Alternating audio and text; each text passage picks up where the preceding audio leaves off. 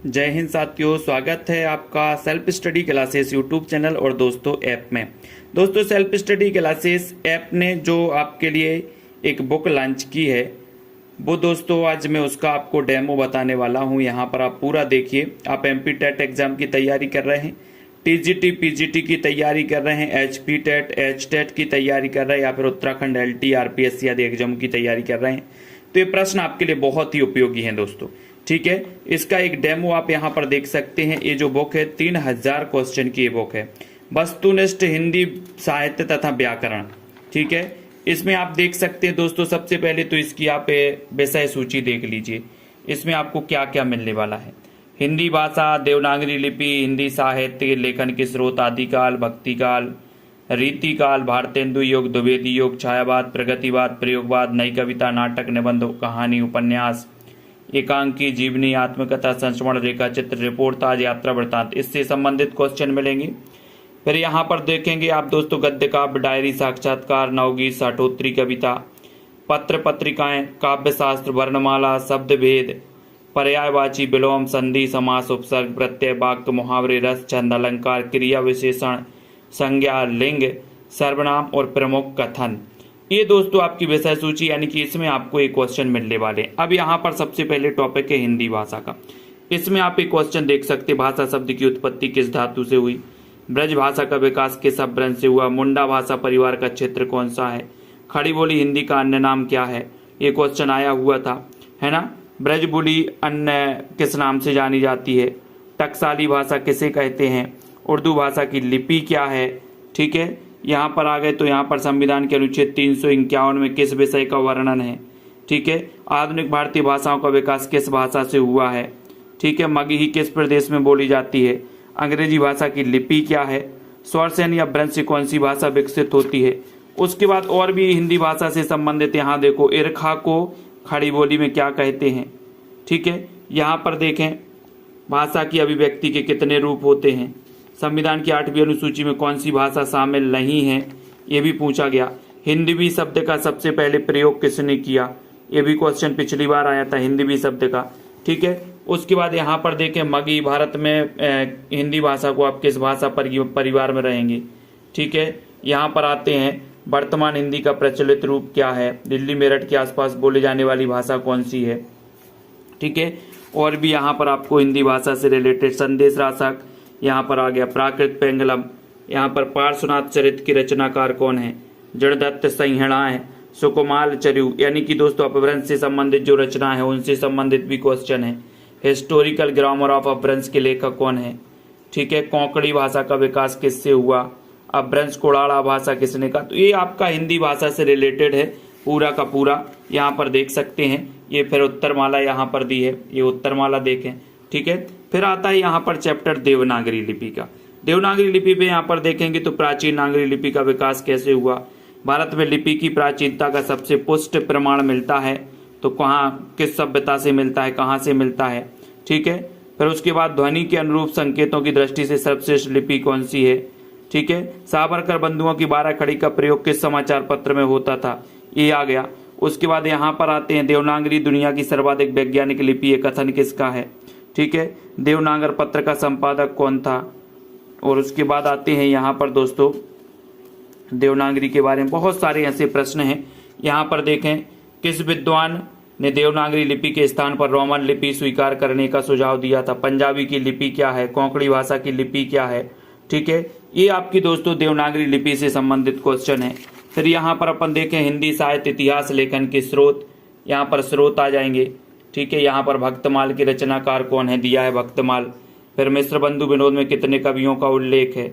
ठीक है, यहाँ पर देखें तो हिंदी साहित्य का आलोचनात्मक इतिहास के लेखक कौन है। ठीक है, रामकुमार वर्मा ने संधि काल का समय क्या माना है। फिर देखें यहाँ पर तो Hindi Kovid Ratnamala, the modern vernacular literature of Hindi साहित्य इतिहास ग्रंथ के लेखक का नाम बताइए। ठीक है, तो यहाँ पर देखते जाइए। अब दोस्तों ये उत्तरमाला हिंदी साहित्य इतिहास लेखन के स्रोत की। फिर यहाँ पर आता है आदिकाल।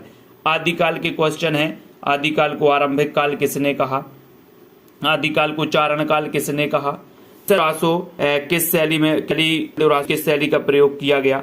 ठीक है, आला किस ऋतु में गाया जाता है, आला।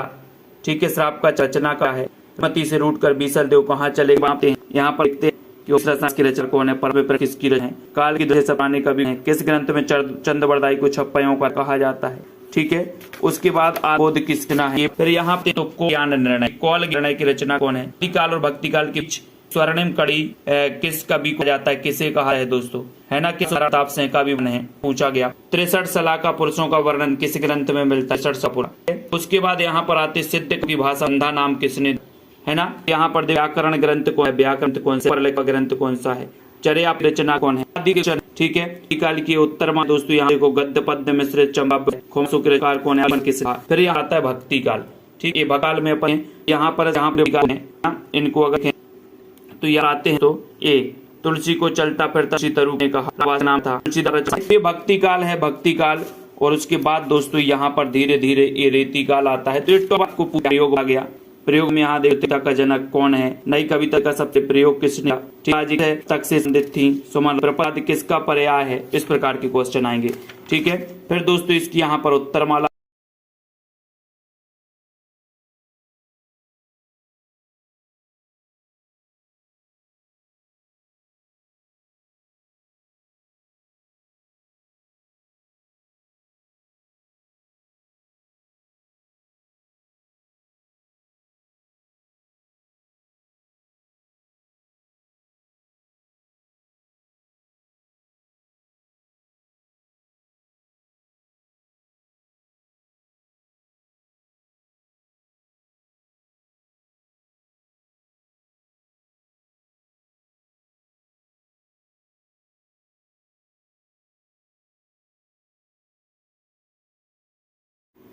इस प्रकार से आप देखें रूपक के कितने भेद है नाटक में यहाँ पर देखें नहुस नाटक के रचयिता कौन है, भाषा हनुमान नाटक के प्रणेता कौन है, हिंदी का प्रथम अभिनीत नाटक कौन सा है।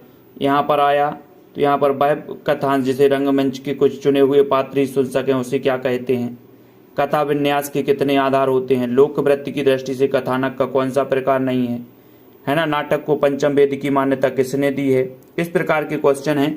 आह वेदना मिली विदाई गीत किस नाटक में दोस्तों ये पंक्ति है, ताप्ता संवरण की रचयिता कौन है। तो ये नाटक से संबंधित है। फिर यहाँ पर ये निबंध आ गया।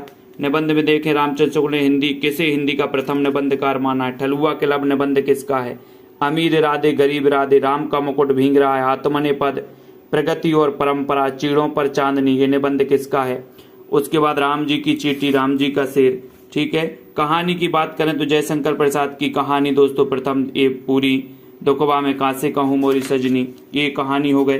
ठीक है, उसके बाद यहाँ पर उपन्यास देखो, उपन्यास को मराठी में क्या कहते हैं, ठेठ हिंदी का ठाठ उपन्यास किसका है, ये आ गए। एकांकी में देखो, एकांकी तो ये पूरा क्रमबद्ध है दोस्तों। यहाँ पर आप देख सकते हैं संस्मरण है, गद्य काव्य है। ठीक है, और यहाँ पर दोस्तों आपका काव्य शास्त्र के क्वेश्चन भी इसमें रखे गए हैं।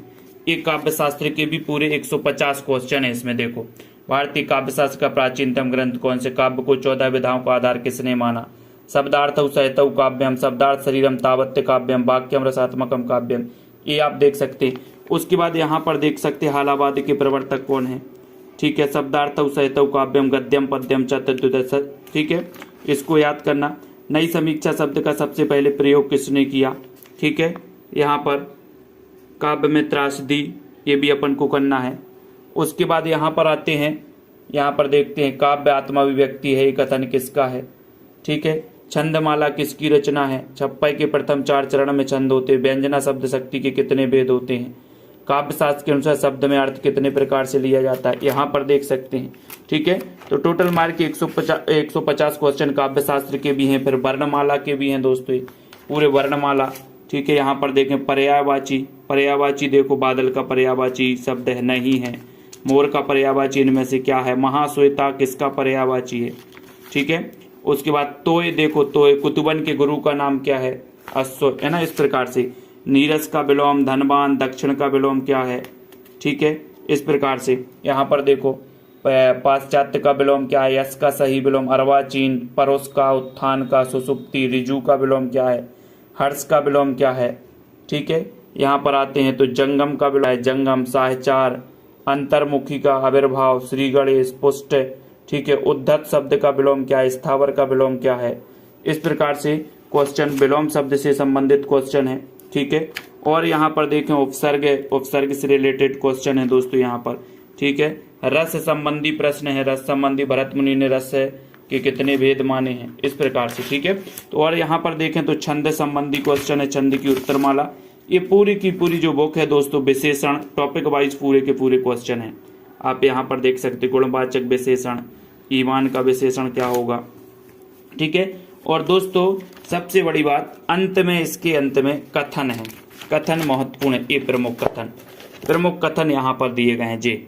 रामचंद्र शुक्ल के प्रमुख कथन है, कबीर के निर्गुण पंथ का आधार भारतीय वेदांत और सूफियों का प्रेम तत्व है। इस प्रकार से कथन है यहाँ पर, केवल प्रेम लक्षण शक्ति का आधार करने के कारण कृष्ण भक्ति शाखा में अश्लीलत्व विलासिता की प्रवृत्ति जागृत हुई। कथन किसका है? रामचंद्र शुक्ल का कथन है, ठीक है। बहुत सारे कथन हैं, रामचंद्र शुक्ल के कथन है, भूषण के वीर रस से उद्गार सारी जनता हृदय की संपत्ति हुए, ठीक है। फिर यहाँ पर अपन देखें तो यहाँ पर भारतेंदु जी के कथन है, महावीर प्रसाद द्विवेदी अज्ञे जी के कथन है, ठीक है। इसमें कथन भी महत्वपूर्ण कुछ कथन भी दिए हैं दोस्तों, ये कथन भी आप लोगों के लिए उपयोगी है, ठीक है। सो जिन भी साथियों को ये बुक मंगवाना है दोस्तों, आप सेल्फ स्टडी क्लासेस में संपर्क करना है 909699 ये 9091, ठीक है। की पूरी दोस्तों मंगवाने के लिए मंगवाना है आप 909691 पे आपको संपर्क करना है दोस्तों। मात्र 599 तो की ये पोस्ट के माध्यम 7 दिन में इंडिया में कहीं मंगवाते हैं, बहुत चुके हैं। आपको जब भी मंगवाना करें और ये जो बुक है ये आप अपने घर पर मंगवा सकते हैं, ठीक है।